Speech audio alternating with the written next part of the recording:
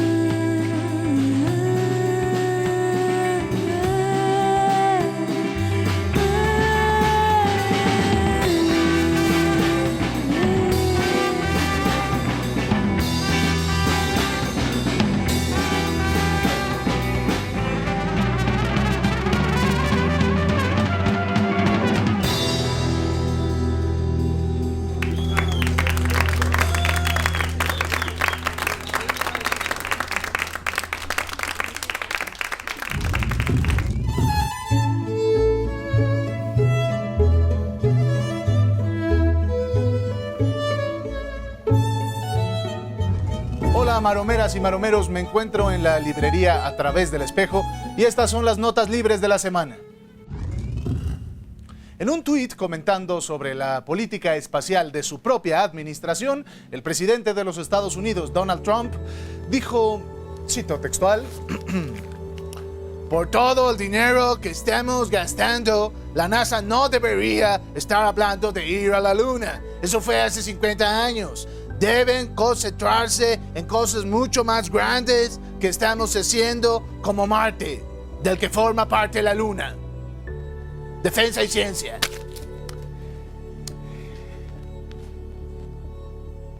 No voy a hacer un chiste sobre Donald Trump. Voy a hacer un chiste sobre algo mucho más grande que estamos construyendo.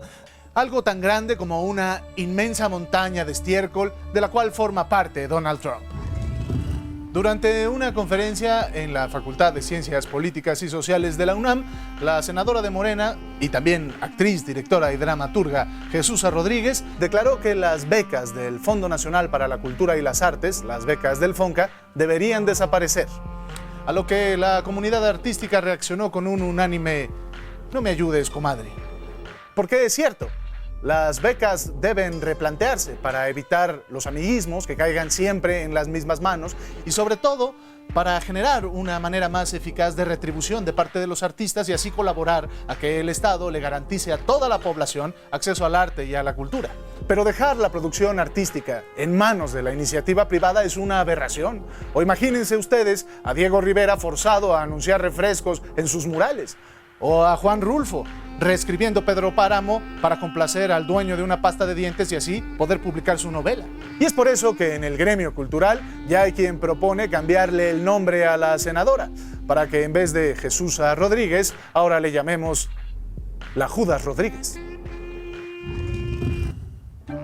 El presidente de México, Andrés Manuel López Obrador, ocupa el cuarto puesto dentro del top 5 del ranking de aprobación de mandatarios en el mundo. El estado de aprobación ciudadana fue presentado por Consulta Mitofsky en varios países. Encabeza la lista el presidente de El Salvador, Nayib Bukele, con 71 puntos. Le siguen Marcelo Rebelo de Sousa de Portugal con 70 puntos, Vladimir Putin de Rusia con 66, Andrés Manuel López Obrador de México con 64, y Danilo Medina de República Dominicana con 62. Qué raro, porque cada vez que yo me meto a Twitter me da la impresión de que la popularidad del presidente ya se esfumó y medio país está exigiendo su renuncia. ¿O será acaso que la comentocracia se la pasa avivando incendios artificiales y que el sentir de la República de Twitter no necesariamente corresponde a lo que piensan los mexicanos? No creo. La más reciente colección de la diseñadora Carolina Herrera, inspirada en la alegría de vivir de América Latina, ha sido catalogada por la revista Vogue como fresca, juvenil y fiel a las raíces de la marca. Sin embargo, el gobierno mexicano la acusa de apropiación cultural al haber integrado a sus prendas diversos elementos y diseños propios de los pueblos nacionales indígenas sin haberlos consultado primero. La secretaria de Cultura, Alejandra Frausto, mandó una carta a la marca diciendo que varios elementos de su nueva colección corresponden a la cosmovisión de los pueblos indígenas mexicanos. La marca contestó que su nueva colección, pues, es un homenaje para México. ¡Ja! Oigan, pues qué honor, francamente. Digo, ¿a quién no le va a gustar que le roben sus ideas, que las vendan por miles de pesos y que después no le den ni un centavo a los que la crearon? Carolina Herrera, vaya usted a hacerle homenajes a su abuela. Y nosotros hagámosle un homenaje a nuestras culturas comprando lo que se hace en México.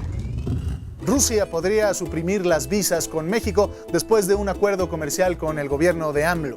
De acuerdo con el embajador de Rusia en México, Víctor Coronelli, la posibilidad de que desaparezcan las visas entre los dos países es cada vez más grande, pues se busca la firma de un convenio que incremente el número de turistas entre las dos naciones. Así que mientras hay países que nos sientan a negociar mientras nos ponen una pistola en la cabeza, hay otros que están deseosos de fomentar el intercambio cultural con México. Ya nos vi, tú y yo, paseando de la mano por la Plaza Roja de Moscú. No sé, piénsalo. La violencia en nuestro país sigue a la alza. Durante los últimos días nos hemos enterado de las dolorosas noticias de los asesinatos de la periodista Norma Sarevia, del estudiante Norberto Ronquillo, del ambientalista José Luis Álvarez y del secuestro del periodista Marcos Miranda, que afortunadamente fue liberado con vida horas después. Y no podemos tapar el sol con un dedo. El país está sumergido en una ola de inseguridad que no podemos ignorar. Sin embargo, tampoco debemos dejar de señalar la mezquindad de quienes en su momento fueron cómplices de un sistema económico que propició la desigualdad y generó la violencia en la que estamos metidos desde hace 30 años y que hoy le exigen al nuevo gobierno que nos brinde seguridad a todos por arte de magia. ¿El nuevo gobierno logrará detener este baño de sangre antes de que se acabe el sexenio? Se ve muy difícil, pero ojalá que lo consiga. ¿O acaso ustedes prefieren que fracase con tal de sacar raja política? Ella es la Gata Gunther, yo soy Fernando Bonilla y estas fueron las notas libres de la semana. Bienvenidos a una edición más de La Maroma Estelar. Casi la mitad de los mexicanos desconfían de los medios de comunicación, según el barómetro de confianza de Edelman, a través del cual se mide la confianza que tiene la ciudadanía en distintos tipos de instituciones. ¿Pero a qué se debe toda esta desconfianza? Hay varias razones por las cuales la credibilidad de los medios de comunicación hoy está en crisis. En primer lugar, porque tenemos una prensa muy cercana al poder, alejada de la gente y no ajena a la corrupción. En segundo lugar, porque el verdadero periodismo tiende a ser la excepción más que la regla en México, porque los grandes medios piensan más en hablarle al poder que a sus lectores, radioescuchas o televidentes. Y en tercer lugar, los medios están en crisis por la falta de transparencia, franqueza y sensatez por parte de los líderes de opinión para develar sus afinidades ideológicas en lugar de simular, como lo hacen, una falsa neutralidad o una ilusoria objetividad en su oficio. Esta noche vamos a analizar la influencia de los medios de comunicación, el uso de la información como arma de control político y el rol de la comentocracia. Son tiempos en los que el periodismo debería defender el derecho a la información. Hoy, de la misma forma que hablamos de separar el poder económico del poder político, la gran narrativa de la 4T, deberíamos hablar también de separar el poder económico del poder mediático. Para hablar de estos temas estaremos hoy con Gibran Ramírez, Renata Turrent y Julio Astillero, periodista, como invitado especial. Arrancamos. Ya estamos aquí en la Maro Mesa, como le acaba de bautizar Gibran Ramírez. No fue una decisión mía, fue una imposición de Gibran. Está también Renata Turrent. Vamos a analizar esta discusión sobre medios y comentocracia y cómo se ve hoy. A ver qué piensan ustedes. Yo y varios creo que escribimos durante la campaña electoral cómo se veía una desconexión muy fuerte entre el mundo de los medios, entre las realidades en las que viven o vivían los comentócratas y lo que preocupa a las mayorías. Y mi pregunta inicial sería, a 6 meses de iniciado este gobierno, ¿algo ha cambiado o sigue habiendo una comentocracia que vive en su propio mundo? Bueno, si quieres empiezo yo. Yo creo que lo que ha pasado es que se extinguió la comentocracia. Comentocracia es una traducción muy afortunada que tú y otras personas hicieron de opinocracy, que quería decir que había gente que podía fijar agenda desde los medios de comunicación, particularmente desde los diarios, decir qué era lo importante, y además los presidentes, los personajes con poder, los recibían y les hacían caso. Según yo, el término lo inventó Jorge Castañeda. Pero él hablaba de opinocracia, creo que okay. lo transliteró nada más. Ok. Pero ya no hay en los medios de comunicación quien le hable al poder y al que el poder escuche. Algunas personas que simpatizamos con el gobierno de la República podemos estar en medios, podemos ocupar columnas, podemos tener espacios en la televisión, pero una, no le estamos hablando al poder, y otra, no nos convocan a los pinos a dictar política pública, a hacerle libros a los políticos, etcétera, etcétera. Entonces, lo que hay ahora es la consolidación de un espacio plural de voces, donde se disputan las razones, las opiniones, los valores de una diversidad de gente, y lo que era la comentocracia se acabó. O sea, tú dices que y eso es lo que les duele. Hay pluralidad. Hay mucha más pluralidad. Y eso es lo que les duele, la pluralidad. No la o haber perdido influencia. Haber perdido influencia. No los escucha el poder. ¿Es una influencia, haber perdido influencia o haber perdido también algo, digamos, en sus propios bolsillos? Yo digo que es más cosa de influencia. La mayoría de ellos conserva espacios privados en los que se cobra. Se han vuelto empresarios culturales, algunos de los comentócratas más destacados. No creo que tengan una crisis económica. No creo ni siquiera que hayan bajado el precio de sus artículos porque ya nadie les hace caso y ya nadie los lee. Sí. Lo cierto es que el poder ya no los escucha, ya no marcan agenda y entonces en eso pierden el kratos de comentócratas. Interesante. ¿Tú, Renata, cómo lo ves? Creo que estoy de acuerdo, pero ya hablando de la comentocracia de pues los que sí se escuchaban en el calderonismo y Peña, sí siguen hablándose entre ellos mismos y probablemente a las élites del país, pero nada más. León a mí me acusó un día antes de la elección de que yo estaba pidiendo una purga de voces críticas al obradorismo, un día antes de la elección. No ha habido una purga, ¿verdad? No. O sea, las voces ahí siguen. Ahí sigue, creo que él sale diario en MBS, ¿no? Sí. Y sin embargo están clamando todo el tiempo sobre los riesgos de la libertad de expresión. Tienen 100 espacios, para gritar los riesgos de la libertad de expresión. Y se sienten, eso sí, perseguidos. Sí, se asumen como si fueran perseguidos. Sí, lo han dicho múltiples veces. El reportaje de Operación Berlín, que implicaba a gente cercana a los Krause, fue desestimado como un ardid del poder para perseguir a la crítica. El poder tejiendo un ardid en un portal llamado Eje Central. O sea, increíble. Y más allá de, digamos, bueno, claramente existen, ahí están, nadie los censuró, nadie los mandó a su casa, siguen escribiendo, siguen hablando. ¿Entienden el país? ¿O qué es lo que no están...? Digo, a mí me cuesta trabajo pensar que alguien como... En general, no creo que entiendan muy bien el país, no creo que hayan caminado nada más allá de Polanco y Los Ángeles, en el caso de León Krause. Y para mí el entendimiento que tienen del país es el entendimiento que tienen del 1% del país, de la clase a la que ellos pertenecen, pero viven en un país que no existe. Y bueno, literalmente él vive en otro país, ¿no? Pero... Sí. Bueno, pero están muy obsesionados con León Krause. Bueno, tú empezaste, Sí, podríamos hablar de eso.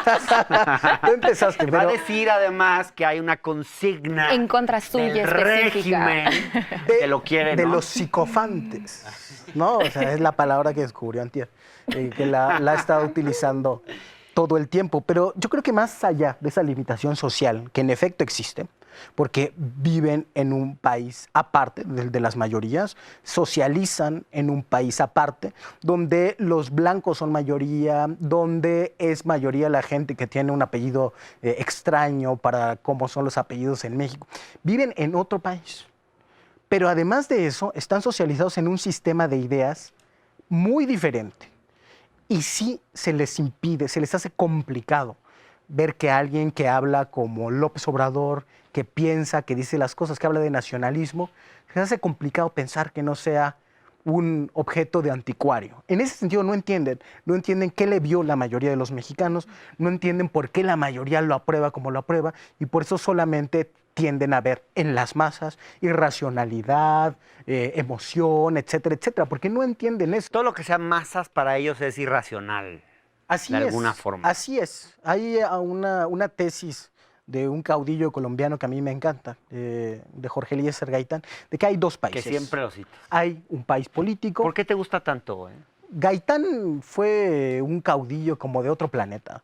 Era doctor en Derecho, formado por Enrico Ferri, una eminencia del derecho penal, un tipo intelectualmente sofisticadísimo. Bueno, ya hablaremos y también un día era más un líder sobre de Gaitán. masas. Esas cosas no se juntan. Ajá, en México ajá. hubo un gran intelectual que fue también dirigente de masas, como Lombardo Toledano, pero no era nada comparado al movilizador que era Jorge Eliezer Gaitán, por eso. Pero bueno, volviendo a lo que decía Gaitán. Al país político y el país nacional. Entonces, no ven todo lo que ve el país nacional. Y en un momento en el que la mayoría eligió al presidente López Obrador, una gran mayoría, la mayoría más grande que ha habido en las urnas mexicanas en la historia, cuando es un presidente con una gran aprobación, cuando estrategias que para ellos lucen irracionales, como el combate al huachicol, tienen una aprobación del 90%, Claro. están desconectados. Claro. Y si la proporción en la sociedad es de 7 que apoyan al presidente contra 3 que no lo apoyan, probablemente en el espacio de la opinión publicada, de la televisión, de los diarios, es el inverso. Entonces, ese sigue siendo otro país. Claro. La conversación en ese país es otra. Un poco como lo que sucede en Twitter, un universo de 6 millones donde creemos que se discute el país y no es cierto. No, Claro. no se discute nada que Oigan, importe a la gran mayoría de las me personas. queda poquito tiempo, pero no quería dejar de tocar el tema de la relación de este gobierno con los medios. Y si es que acaso falta, digamos, la 4T tiene una narrativa de separar el poder económico del poder político. Pero ¿qué hay de separar el poder mediático del poder económico? Pues si aspiras a tener un mercado de medios, eso no se puede hacer. Los medios siempre van a tener agenda, que es la agenda del dueño. Lo único que puedes hacer es fortalecer el sistema de televisión pública, Pero eso, de todas maneras, no va a hacer que se separe el poder económico de los dueños de los medios. O sea, eso es una fatalidad. Eso es los una medios van a fatalidad. estar siempre en las manos del poder económico. Van a estar en las manos del poder económico. Pueden hacerlo de manera más o menos profesional. Pero de esa manera hay que leerlos, o verlos, Así o se deben de escucharlos. así se tienen que analizar como operadores políticos que... Como representantes de intereses Claro. concretos. Así es. No hay de otra. Claro. Claro que para ellos, para su negocio mediático, es importante también tener pluralidad. Entonces, si le estás hablando a un país que mayoritariamente piensa de cierta manera, que entiende ciertas razones, también sería irracional nada más poner defensores de tus intereses y no colocar gente que piensa como la mayoría, porque también estás buscando audiencia. Entonces, ellos tienen que equilibrar, y ese equilibrio puede ser más o menos virtuoso. Yo creo que muchos de los medios están luchando por generar ese equilibrio, porque además ahora sí tienen que pelear la audiencia. Con la disminución de los Hay recursos... más competencia. Hay más competencia porque además disminuyó la publicidad oficial, que era subsidio en los hechos. Ahora, Entonces, más ahora que hablarle al poder, tienen que hablarle a la los gente. lectores, a los radioescuchas, a los televidentes. Sí, yo creo Y que eso en puede cierta generar un forma cambio guiados por las virtuoso. mañaneras. Entonces, también no... Qué interesante. Oigan, pues les agradezco mucho. Nos vemos el próximo domingo. Gracias. Hasta entonces. ¿Confías como en lo que dicen los medios en México? No siempre. No. No, no del todo. No, en realidad no. Todos los datos son falsos, no te manejan la información real. No puedes creerlo todo lo que te dicen así. tal Claro. cual, ¿no? Hay partes en las que no se da toda la información que se tiene que dar, ¿no? 50-50. Porque cada quien tiene una agenda política a la cual corresponde lo que va a decir. En realidad te muestran lo que quieren, te dicen lo que quieren, lo que quieren que creas. Ellos modifican sus noticias para su propio beneficio, nada más para que la gente le llame la atención y por morbo. Muy desconfiado con los medios, porque no dicen la verdad. Yo muchas cosas lo sé por intuición y no se dan cuenta nadie lo que pasa. Por ejemplo, el robo de Pemex, yo ya sabía hace muchos años. ¿Ustedes en general cómo se enteran de las noticias? De entrada, pues en redes sociales, pero luego te das cuenta que la información no es totalmente verdadera. Igualmente en la televisión no te manejan datos correctos, entonces eso nos hace dudar como usuarios de la información. Pura información ahí filtrada, ¿no?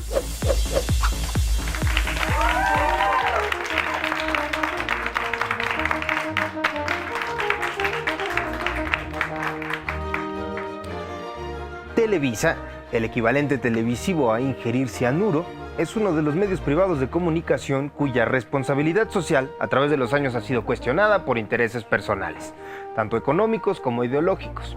Televisa es el imperio de los Azcárraga. El primero fue Emilio Azcárraga Vidaurreta, mexicano convertido en tejano y con un parecido similar al expresidente estadounidense Lyndon Johnson, también de Texas, lo que nos hace pensar que todos los tejanos conservadores lucen igual a estos dos viejos detestables. Azcárraga, fundador de la XCW, hereda el imperio a su hijo Emilio Azcárraga Milmo. Esta foto no es del tigre Azcárraga, aunque técnicamente sí lo es. ¿En qué me baso?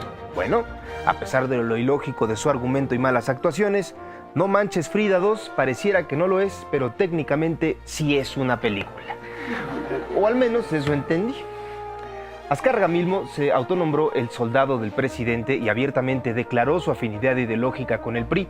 Al frente de los noticieros de la cadena colocó a Jacobo Zabludovsky, un androide programado para repetir el discurso de cualquier presidente en el poder durante la existencia de 24 horas. Noticiero de menor credibilidad que la de un adolescente encerrado en su cuarto con crema para manos diciendo: no estoy haciendo nada, me estoy poniendo crema porque traigo las manos bien resecas.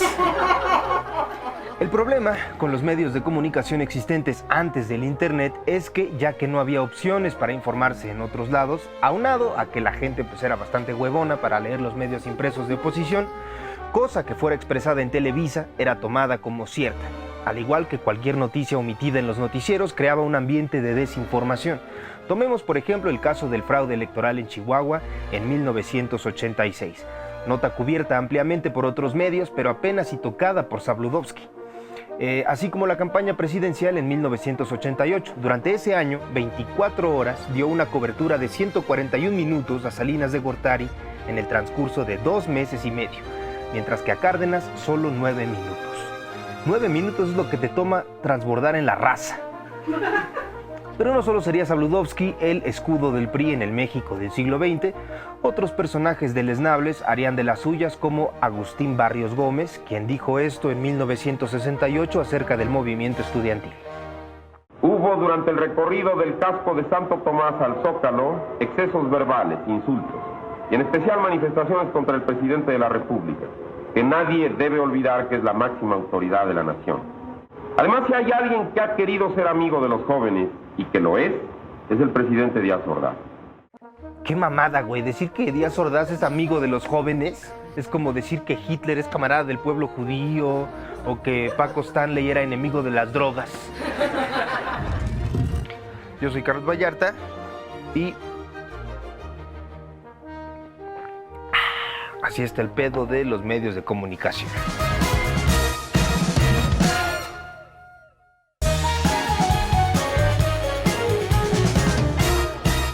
Vamos a ver ahora las cosas desde la perspectiva de un periodista, a ver cómo las ve un periodista. Y para eso tengo el gusto de recibir hoy a Julio Astillero, que en otras ocasiones ha sido él el que me ha entrevistado a mí y hoy tengo yo la oportunidad de ponerlo aquí en el banquillo de los acusados para hacerle algunas preguntas. Gracias por venir, Julio. Al contrario, gracias. Me gustaría platicar contigo sobre la relación entre periodismo y poder. Hay un conjunto de premios y castigos que regulan esta relación en la práctica. ¿Cómo operan estos? Bueno, es una relación perniciosa que históricamente se ha mantenido entre el periodismo y el poder político, particularmente su expresión gubernamental. La publicidad gubernamental, los convenios de publicidad se han utilizado históricamente como un sistema precisamente de premios y de castigo para premiar a los sumisos, a los que escuchan la voz del poder, a los que aceptan las indicaciones del poder del gobernante, y el castigo de no asignar esos convenios publicitarios a las voces que disienten, que se oponen, que hacen señalamientos adversos. Además, el encumbramiento de figuras mediáticas que suelen gozar del privilegio de la exclusiva, de la entrevista especial, de las filtraciones y desde luego del gran enriquecimiento que muchas de las figuras hoy dominantes todavía en el escenario mediático, grandes fortunas que han hecho muchos de ellos. ¿Dirías tú que ha habido en cada gobierno ha tenido sus periodistas consentidos en esta relación? Sí, claro. Joaquín López Dóriga solo se puede entender como un promovido presidencial. Ha habido otros personajes de varios gobiernos. De varios gobiernos, pero iniciado por un empuje presidencial inicial. Ha habido personajes como el propio López Dóriga, Pablo Iriart, un cronista, un gran periodista ya fallecido, Fidel Samaniego, que tuvieron una gran cercanía en su momento con el propio Carlos Salinas de Gortari. En fin, en cada administración pública federal surgen estas figuras especiales y esperemos que en la actual, en la de la cuarta transformación, que así se autodenomina, pues ojalá y no se caiga en el mismo vicio.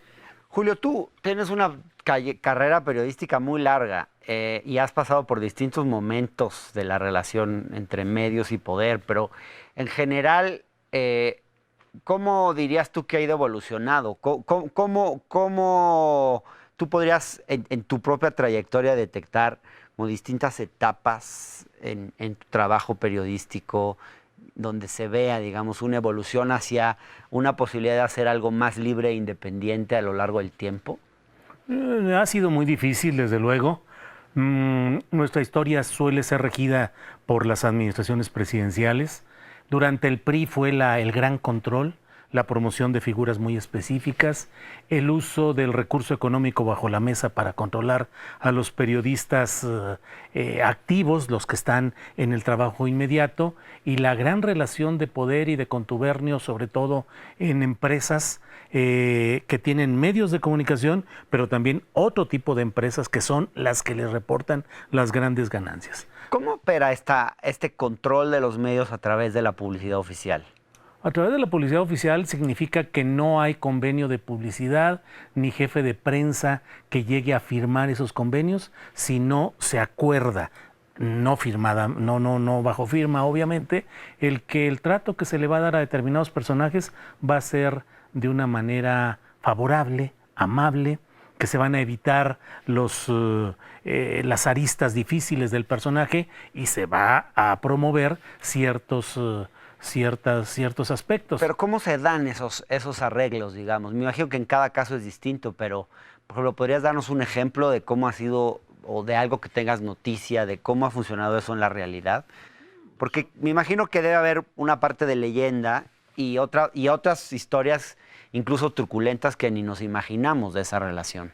Los jefes de prensa o coordinadores de comunicación social en lo general han servido para el enlace con los grandes niveles directivos de los medios de comunicación y con el resto de la tropa de diferente nivel, jefes de redacción, jefes de información, directivos, subdirectores. Bueno, ha habido casos en los cuales hay columnas informativas o hubo en otros momentos en los que hasta los redactores, los correctores, veían que había un señalamiento adverso a un político que era amigo en sentido económico y advertían, le decían, oye, viene un golpe contra ti, y a veces una misma columna tú la podías ver con un elogio a un político al principio y un golpe al final, porque intervenían diferentes manos, es decir, diferentes cajas registradoras. Wow. Pero en lo esencial, los jefes de prensa de la Presidencia de la República, con ejemplos muy concretos, hubo un personaje muy conocido, Francisco Galindo Ochoa, que tenía una mesa reservada en uno de los grandes restaurantes de la Ciudad de México, pues desde ahí se manejaba todo en un ambiente de mucho entendimiento entre la prensa y el poder. Amigos, cercanía, favores mutuos, de tal manera que la élite del periodismo se sentía siempre bien atendida por la élite del poder, que a su vez pedía que hubiera el mismo trato positivo. Y había jefes de prensa que decían, pues mira, a los demás golpéalos si quieres, al subsecretario, al oficial mayor, al director de área, pero al jefe, a ese hay que cuidarlo. Y a ese es al que cuidaban y al que protegían en entendimientos políticos permanentes. ¿Y esto siguió así hasta el gobierno de Peña? ¿Qué fue lo que caracterizó esta relación? Con Peña fue peor. Con Peña el saqueo del dinero fue terrible. El nivel de corrupción fue enorme, se volvió no solo al sistema tradicional del dinero bajo la mesa, sino que además se promovió que hubiese periodistas que se convirtieran en empresarios, no solo con los famosos portales informativos a través de los cuales les enviaban mucho dinero, sino además también periodistas que tenían empresas particulares de construcción, que eran socios, los alentaban. Los propios jefes de prensa te decían que si no querías recibir el dinero en la mano o bajo la mesa, bueno, pon un negocio, pon una empresa y de ahí te canalizamos ciertas cosas. Un hombre especializado en ese tipo de asuntos fue, por ejemplo, Javier Duarte de Ochoa. Javier favoreció a muchos periodistas con regalo de casas, con acciones de empresas y con inversión a las empresas que habían formado esos periodistas con sus familiares, con sus amigos, con prestanombres, y ahí les mandaban. Regalo de casas. Sí, claro. Regaló claro. casas. Sí, regalo de departamentos, de casas. En la playa, decirte, bueno, pues para que vengas con tu familia y ya no andes batallando, aquí te conseguí con el empresario fulanito, al que le dimos la concesión de 500 casas de Infonavit, bla, bla, bla. Conseguimos 10, 15 para los amigos, uno es para ti. Qué fuerte.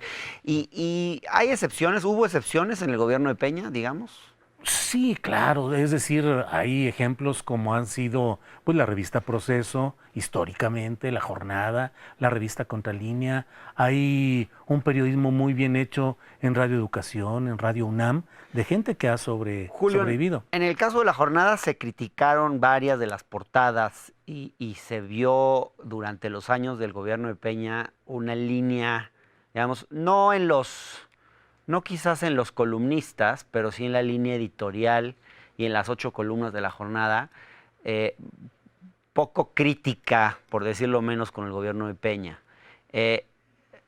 ¿Será que a La Jornada también, que digamos que también de una u otra manera fue víctima de este esquema de financiamiento a los medios de comunicación? La jornada, como todos los medios de comunicación, tuvieron que vivir y sobrevivir en el ambiente específico que les correspondía, y la jornada es una comunidad muy grande y muy amplia que ha logrado sortear todo esto, sobre todo bajo la dirección de Carlos Payán Belver en su momento, de Carmen Lira ahora, que han sabido sobrellevar todo este tipo de circunstancias. Siempre decimos que un medio puede resistir las presiones de la corrupción si tiene una dirección fuerte. Eso es importante. Un director fuerte que sea capaz, o directora, que sea capaz de negociar la publicidad que corresponde conforme a los presupuestos, pero al mismo tiempo que sea capaz de sobrellevar las cosas. Esa es la historia del periodismo nacional. Julio, y el caso de Reforma, siempre se han preciado ellos de no depender de la publicidad oficial, más que en un margen muy pequeño. ¿Eso ha hecho de Reforma un periódico distinto? Mira, Reforma está hoy bajo la tempestad, pero es un periódico que sí ha reducido la dependencia respecto a la publicidad gubernamental. Y eso es positivo. Lo cual ha implicado, por otro lado, que sea creciente la inversión publicitaria privada. Y entonces también ahí hay el acento empresarial de los grupos empresariales que, como se ha visto también en la historia del periodismo reciente, influyen, definen, presionan, condicionan. Entonces Reforma es una voz política cargada a la derecha, con una gran presencia empresarial, pero que diariamente trata de colocar información interesante en su portada y ha tenido una diversidad de plumas y de opiniones que resulta también atendible. Quizás más independiente del poder político que del poder económico. Más independiente del poder político, sí, desde luego, y con frecuencia contrastándolo, pero sí con una relación muy específica con el poder empresarial. Reforma tiene ese acento empresarial. Julio, este gobierno ha prometido una relación distinta con los medios, acabar con la discrecionalidad en la distribución de la publicidad oficial, reducir los montos, pero al mismo tiempo, digamos, es un instrumento fácil para controlar a los medios. No me queda mucho más tiempo, pero quisiera preguntarte si tú crees que finalmente esta relación va a cambiar y si es fácil que un gobierno resista la tentación de querer ejercer un control de los medios a través de un instrumento que a fin de cuentas tiene, porque tampoco se ha aprobado una ley que permita que existan criterios realmente objetivos, transparentes, etcétera. El presidente López Obrador mantiene una relación de mucha identificación con los principales dueños de las grandes empresas, sobre todo electrónicas y de televisión. Al mismo tiempo tiene un instrumento de mucha penetración que son las mañaneras, y luego tiene, sobre todo los fines de semana, contacto muy fuerte con comunidades amplias a las que va a entregar apoyos. El gran problema, creo yo, es que los cambios prometidos en los medios públicos no se han dado ni con la celeridad, ni con la profundidad, y a veces ni con la congruencia que se ha propuesto. Los medios públicos en la etapa obradorista deben ser críticos también del poder, ganar credibilidad y no convertirse en aplaudidores de ese propio gobierno. Julio, te agradezco muchísimo que hayas estado en la Maroma Estelar. Al contrario. Ojalá que se gusto. repita. Con mucho gusto. Gracias. A ti. Bueno, pues, ¿quién sale aquí, hombre? Voy yo. Mula de 8. ¿Cómo que de 8? Pues es mula de 6. Todo lo distorsionas. Eres un cínico, de veras. Pues ni que fuera esto dominó cubano, hombre. Es más, ojalá fuera cubano o venezolano, castrista, chavista, madurista. Es de 8. Ya me quieres quitar todo. Ya estás como la 4T, que no me quiere dar ni un peso por mis grandiosos reportajes. Pues no tengo nada, pásame. ¿Sabes qué? Porque me estás poniendo una trampa. Se me hace que tú eres como el Hernán Gómez, que ya me dijo un compañero que es un infiltrado en el movimiento. Es un producto de Televisa que quiere dinamitar a la 4T. Además, es claro que está explotando al otro muchacho, al comediante, porque él es pueblo. A ver, ya, cállate tú, pinche changoleón de Acoxpa. Bueno, no tengo nada, vas tú, hombre. Mire usted, voy. ¡Pinche periodista pedor, hombre! Acaparas todo en el dominó y en la vida, pinche burgués. A ver. Why this fish? Why the 5? ¿Cómo que why, hombre? Pues es lo único que tengo. Así me ha dejado el neoliberalismo, hombre. Oye, ¿y a ti cómo te va? Ya sin el chayote que te daba tu patrón Peña y el licenciado en alcoholes que te daba tu chayote. No me venga usted a faltar al respeto. Además tiene usted aliento alcohólico. No te falté, fíjate, te sobré. Y no es aliento alcohólico, es mi loción. Así huele el pueblo. Lo que pasa es que tú no lo sabes porque siempre has vivido del erario. Pinche loco este. ¿Qué estupideces estás diciendo? No estás aquí con tus chairos del Twitter. Oye, por cierto, hablando de Twitter, ¿ya te regresaron tu cuenta? Ya, manito, gracias, salud. Salud. Le tuve que ir a gritar a un empleado, hombre. Oye, por cierto, ya que tú eres el rey de las fake news, no se te vaya a ocurrir ahora destaparme a mí como el próximo secretario de la Semarnat. No de la Semarnat, pero sí de presidente, fíjese. Usted quiere ser presidente, ¿no? Yo no, el pueblo quiere que sea, ¿eh? Presidente. Pinche loco este. Oye, y dime, ¿el peje no te quiere? No se llama peje, fíjate, más respeto, hombre. Es el señor presidente, el compañero presidente López Obrador. ¿Sabes qué? Te voy a grabar. A ver, amigos, aquí estamos con un periodista pedorro, un periodista pedorro. Así, ¿cómo que no? No me enfoques el cuello porque luego se excitan en redes sociales. No, y lo voy a subir al X videos, amigos. Ya no le crean. Señor productor, está alcoholizado. Podrían llevárselo, por favor. Porque ya no tienen chayote. Sí, está alcoholizado. No me toquen, ¿eh? No me toquen. A mí no me pueden tocar. Yo soy un luchador popular, hombre. Llévenselo, por favor. Está alcoholizado. Está faltando a mis derechos. Está alcoholizado. Los voy a denunciar. Bueno, esto es televisión en vivo. Y como en la televisión en vivo acontecen de estas cosas. Por su atención y compañía, yo la quiero agradecer. Hasta la próxima.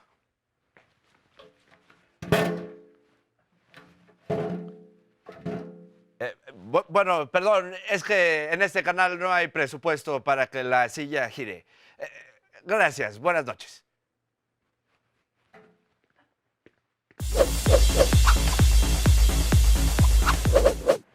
Y ahora vamos con el comediante invitado de la noche. Por favor, reciban con un gran aplauso a Renato Guillén.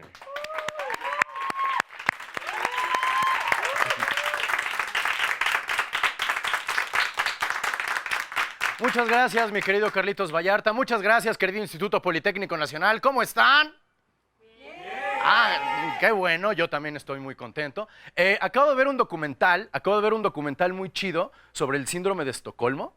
Al principio me atrapó, después me cagó la madre, pero ahora es mi documental favorito. Él entendió la mitad, perfecto, gracias. No sé si saben, pero la mamá de Edipo fue la primera mujer que preguntó, amor, ¿tú y yo qué somos? Ah, le entendieron más, muy bien, ahí vamos, chido, Facultad de Psicología, chingón. Yo venía en realidad a reclamar que nunca me llegó la credencial de reportero, entonces dije, pues aquí ha de ser, pero pues no, veo que es una lucha completamente inútil la que estoy llevando yo a cabo, pero bueno. Mi nombre es Renato Guillén y soy comediante de stand-up y yo tengo una manía que es ver las cosas que no tienen sentido o que para mí no tienen sentido, que son muy extrañas del mundo, que no alcanzo a comprender. Y entonces cuando me topo con una de esas cosas, lo anoto aquí en mi libreta de cosas que no pinches entiendo, ¿verdad? Y hago una pequeña notita y lo guardo con el mundo. Entonces quiero compartir con ustedes algunas cosas, algunas reflexiones, algunas observaciones que tengo que no pinches entiendo del mundo que nos rodea, ¿vale? ¿Les parece chida la idea? ¿Les parece bien? Muy bien, perfecto. Primera cosa que no pinches entiendo. ¿Por qué le ponen colchón a los ataúdes caros? ¿Qué tan cómodo quieren que esté el muerto? O sea, ¿no es un poco tarde ya como para ponerle así silly, que esté así bonito? No, ya se murió. ¿Para qué le ponen colchón a los ataúdes? O sea, ¿qué clase de que va a regresar a la vida va a pensar, ay, me duele la espalda, quieren zombies derechitos? ¡Qué chingados, muchachos! No lo entiendo. Tampoco entiendo cómo es posible no entiendo el tercer botón del saco, ¿saben? El botón de hasta abajo del saco no se abrocha nunca. ¿Para qué lo ponen? ¿Qué existencia más inútil la de ser un botón que no se abrocha nunca?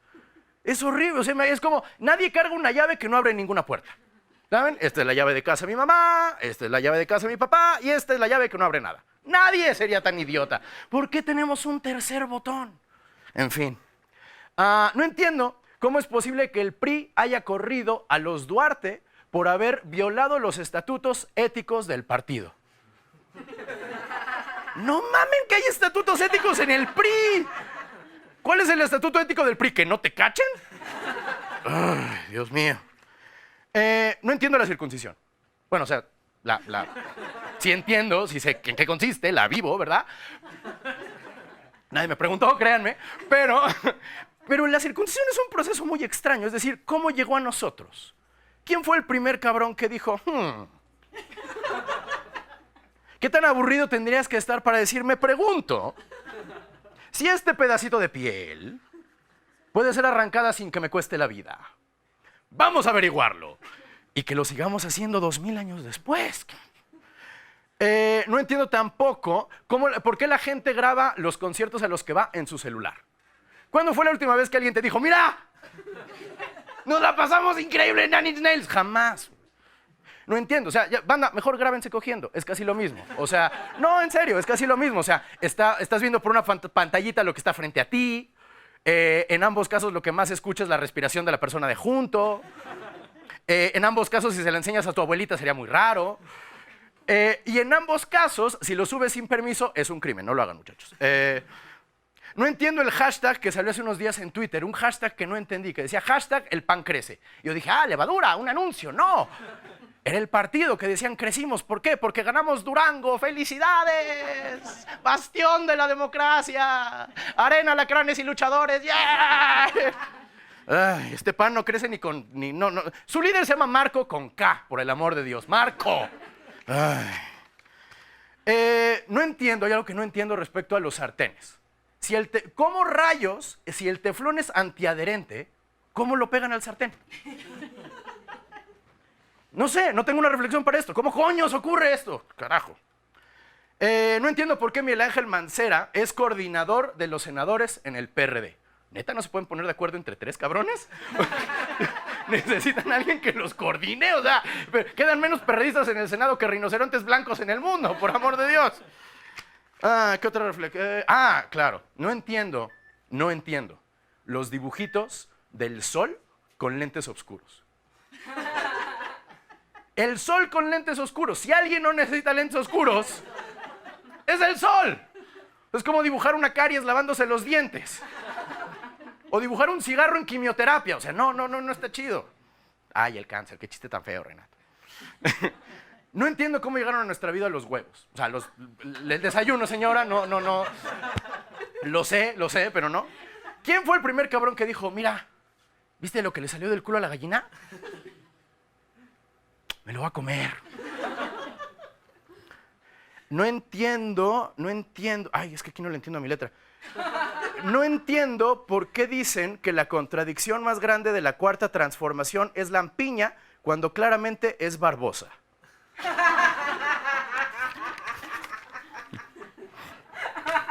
No sé, no entendí.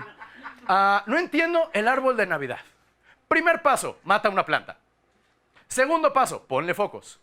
Tercer paso, métele a tu casa y llénalo de esferitas. Conté muy mal ese chiste, no entiendo por qué, soy un pendejo. Sí lo entiendo en realidad. ¿Saben por qué? Por el cumpleaños de Jesús, perdón. Ay, Dios mío, las drogas. No entiendo la frase entre que si son peras o si son manzanas. ¿Cuándo fue la última vez que les pasó esto? Ay, pendejo, quería una pera, güey.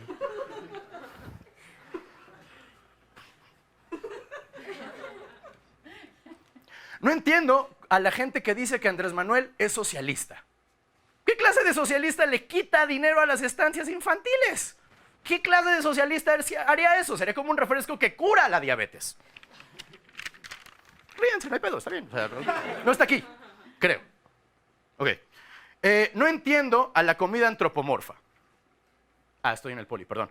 No entiendo a los restaurantes que ponen caritas a la comida que vende, ¿saben? O sea, el taquito que tiene ojos, bracitos y patas y dice, ¡ven! ¡Cómete a mi familia! ¡Somos deliciosos! Por mi parte ha sido todo. Muchísimas gracias por haber venido a esta situación de rehenes. Mi nombre es Renato Guillén. Muchísimas gracias. Hasta luego. Oye, ¿qué va a ver el próximo programa? Va a estar muy bueno. El próximo programa va a ser sobre una institución en la que por varios años se han formado la clase, digamos, parte de la clase gobernante, definida por algunos como neoporfirista, tecnócrata, neoliberal, que es el Instituto Tecnológico Autónomo de México, conocido como el ITAM. Y ahí estuvimos en sus instalaciones, hablamos con los alumnos. Nos fuimos a echar un clavado, estuvimos en, mira, fíjate, la cafetería neoliberal, en los jardines neoliberales, la cancha de tenis neoliberal, todo. Las hamacas. Las hamacas neoliberales. Ahí ya estuvimos y les vamos a contar la próxima semana todo lo que vimos. Va a estar muy bueno. Vámonos. Colorín colorado, esta maroma se ha acabado.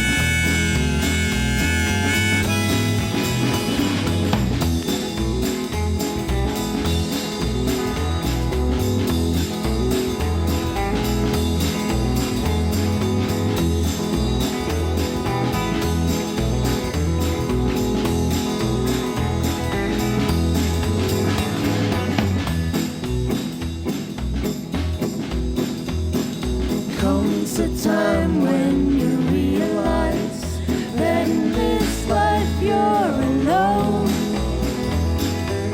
But every time I'm near you don't feel like that. No, not alone with you.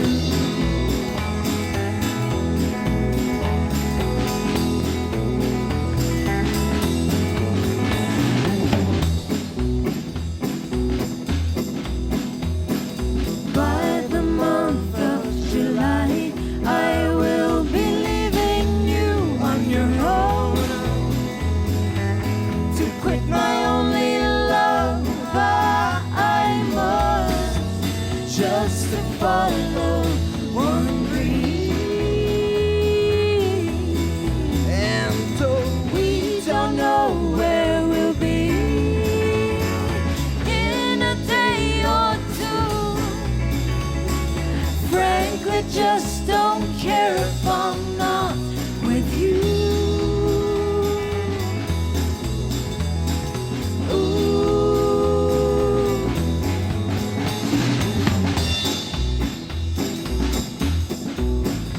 With a different chance down in new blue sky, be my music awaken light. I'd like the sun